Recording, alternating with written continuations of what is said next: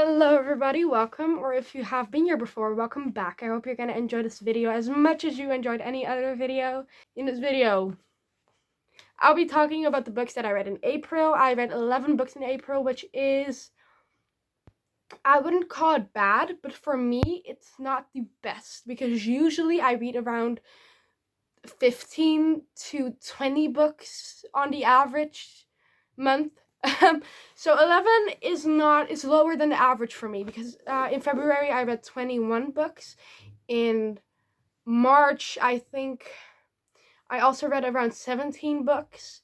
And in April I read 11 because I was in slumpy, but I did read some long books, and I think that really affected how much books I read. And I was just, at the end of the month, I was just kind of done with reading, so I stopped for a week with reading, and then I picked up a book again.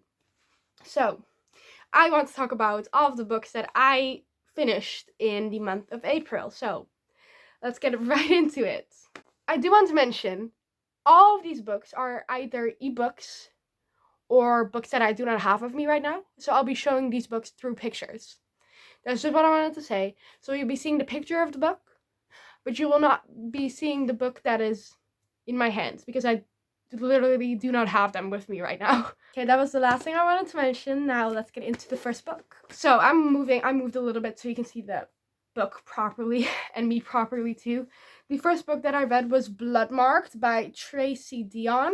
This is the second book in the Legendborn cycle or something like that.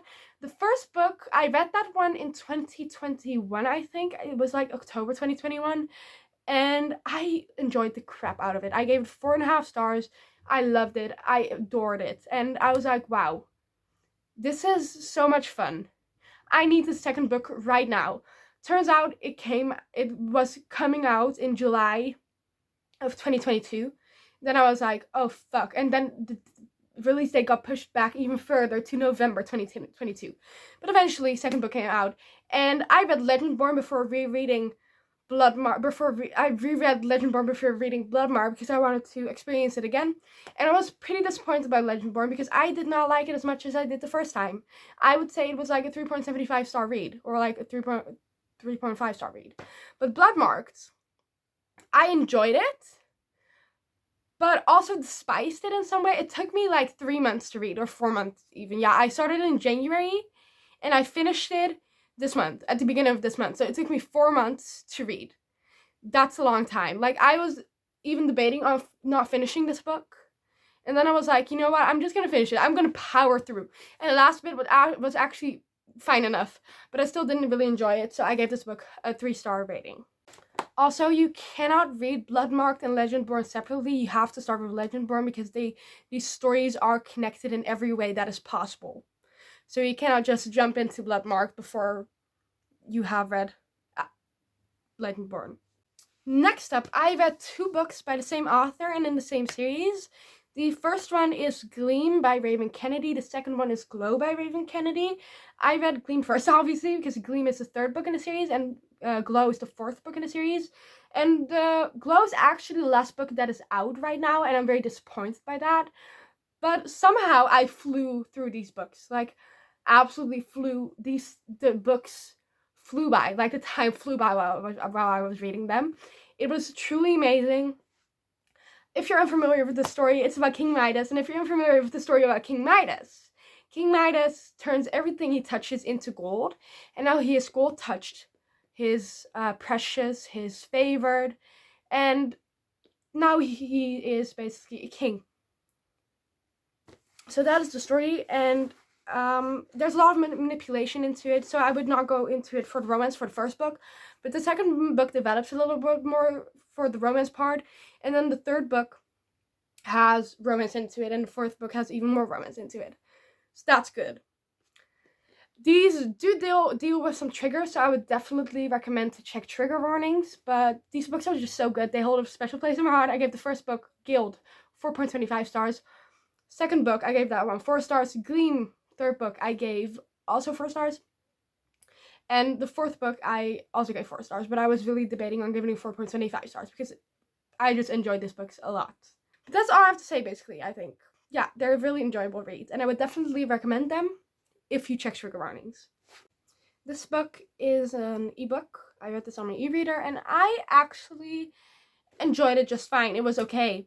I gave this book 3.75 stars, and the book actually had like 700 or 800 pages on my e-reader, but the book was finished at page 570 or something like that, and I was like very confused. But more than 20% of the book was extra content of this bonus story that was the story of the characters before these events in this book happened.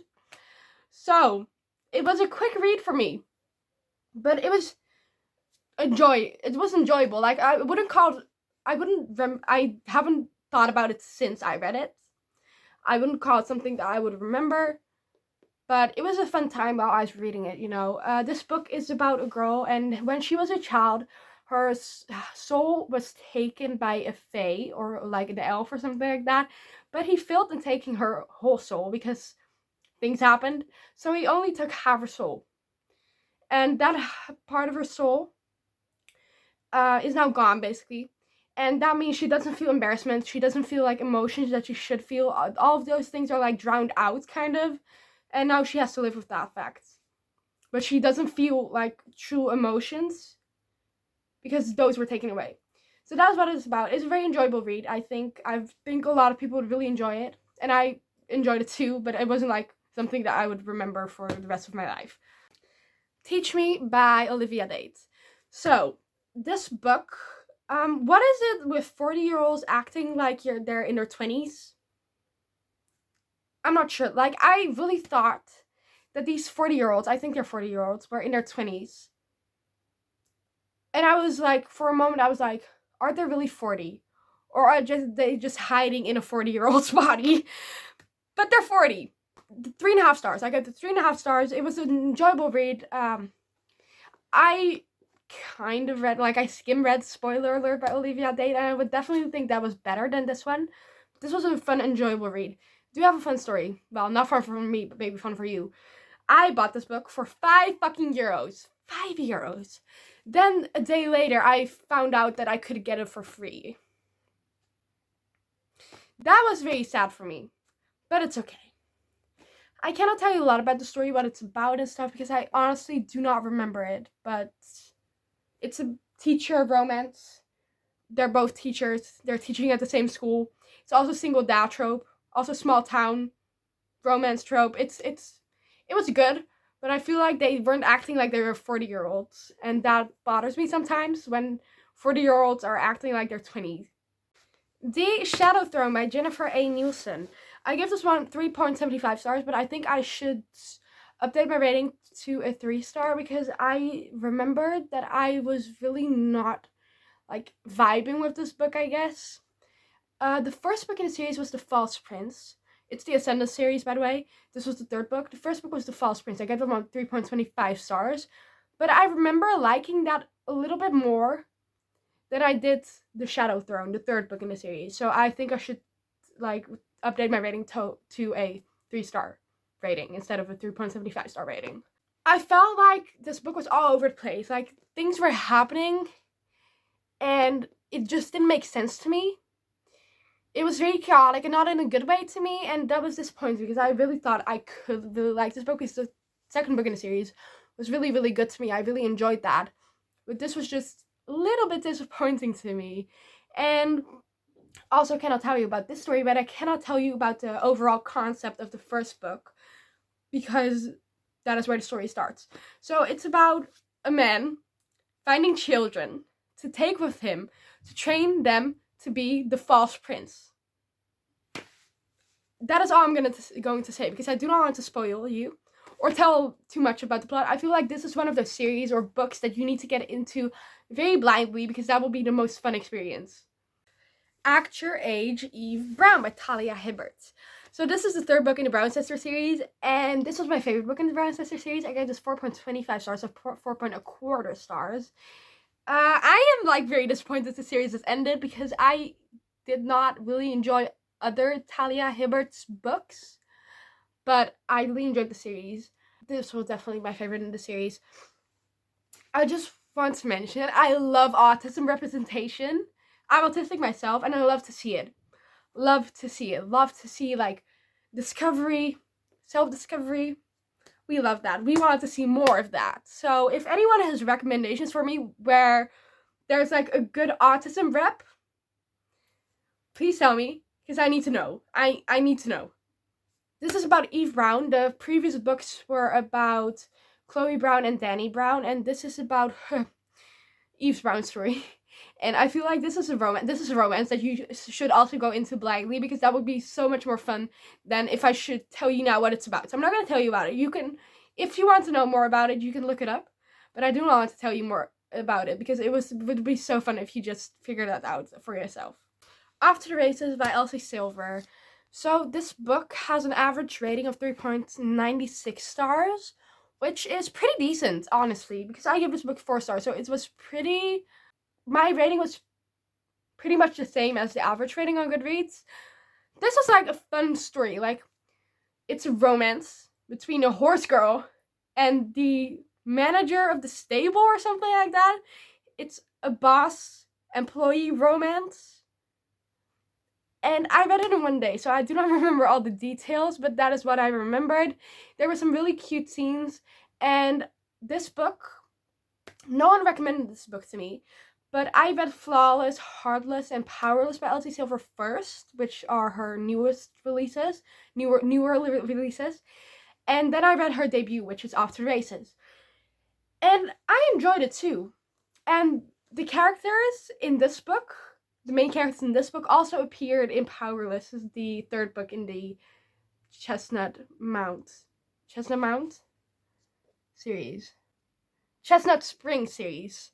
In the Chestnut Spring series. I was confusing Things We Never Got Over and Things We Hide from Light for Flawless, Heartless, and Powerless for a second, because that's a Knock 'em Out series, but this is the Chestnut Spring series. So I corrected myself. I didn't want to talk too much about this book because it's a very short book. It was like 120 pages, I guess, and the font was like this big. So it was This Winter by Alice Oseman, and wow. If it had been longer, it could have been 5 stars, but for now, I'm giving it a 4-star rating because it was fun. It reminded me of the Heartstopper series, obviously, because this is about Nick and Charlie and their Christmas and how they're spending it. You should read the first, I think it was the first 3 books in the series before you read this book. So you cannot read this book before you read the Heartstopper series. I read the first 4 books in the Heartstopper series before I read this book. But you could do it in any way you want. But I would not recommend to read it before you read any of the Heartstopper books, because huge spoilers for one, and you would not understand all of it, obviously. I really enjoyed this book, but definitely recommend it if you love the Heartstopper series and if you love Nick and Charlie. Okay, this is a long name. The Very Secret Society of Irregular Witches by Sangu Mandana. I butcher that name? Probably. I hope none of y'all mind. This is what people call a cozy fantasy, I think. It was like categorized as a cozy fantasy in some videos, so I was like, I'm not sure I will like that, but let's pick it up anyways, and I absolutely adored it. I haven't given a book 5 stars since Christmas time, which was almost half a year ago now. That's very sad. But I gave this book 4.25 stars. It was so enjoyable, and I had such like low expectations, which is very unfair towards this book, because I enjoyed the crap out of it. It's I can tell you a little bit about the story. It's about a woman, and this woman makes videos about witchcraft and wizardry, kind of Harry Potter reference. And basically, a man reaches out to her and is like, can you teach these girls how to do magic? Because they're witches, but they cannot control their magic. And she's like, I was just pretending to be a witch. How do you know I'm a real witch? It's very fun. It was definitely a cozy fantasy, and I need to read more cozy fantasies. It was perfect. This is the last book that I want to talk about. It's the 3rd book in the Addicted series, and it's Addicted for Now by Christine Becker Ritchie. I gave this one 3.5 stars. I am so fucking disappointed. I expected so much more because, 1, average rating, 4.24 stars. That is high. Expectations are higher because of that. 2, everyone was raving about this book. Everyone was like, okay, wow, Addicted 2 was bad. Ricochet was better. But Addicted for now, that's where it really starts going. And I was like, okay, I'm ready. But I was bored through a lot of parts. And I was not vibing with this book a lot of times. Addicted 2, I gave that one 3 stars, so this is still higher. But Ricochet, I gave 4 stars because I really enjoyed Ricochet. So I had such high expectations because of that too. Because I was like, if I liked Ricochet that much, will I enjoy this book even more? Will I give this 5 stars? Will this be my first 5-star rating in almost a half year? But no, it didn't happen. I was expecting so much more. And I added in my review that I had an unpopular opinion. I liked Ricochet more. Could have been because of the size of the book. And I felt like this book was a little bit dragged out to get to the point of the story eventually. But I still really think that a lot of people could really enjoy this book. So I would still recommend the series overall, but not this book specifically. Let me scooch over a little bit. There we go. Those were all the books. Those were the 11 books. Was it actually 11 books? 1, 2, 3, 4, 5, 6, 7, 8, 9, 10, 11. Yes, the 11 books that I read in April. I hope you enjoyed this video. Maybe got some recommendations out of it. It was a fine reading month, rating-wise, because I did read some pretty good books. Like, I rated 2 books, 4.25 stars, which is very high for me. So I would say this was a successful reading month. Not as successful as other months were, but it was fine enough. I gave a lot of books 4 stars. So I hope you enjoyed this video. I hope you're gonna watch more of me. I hope you maybe got some recommendations out of this video.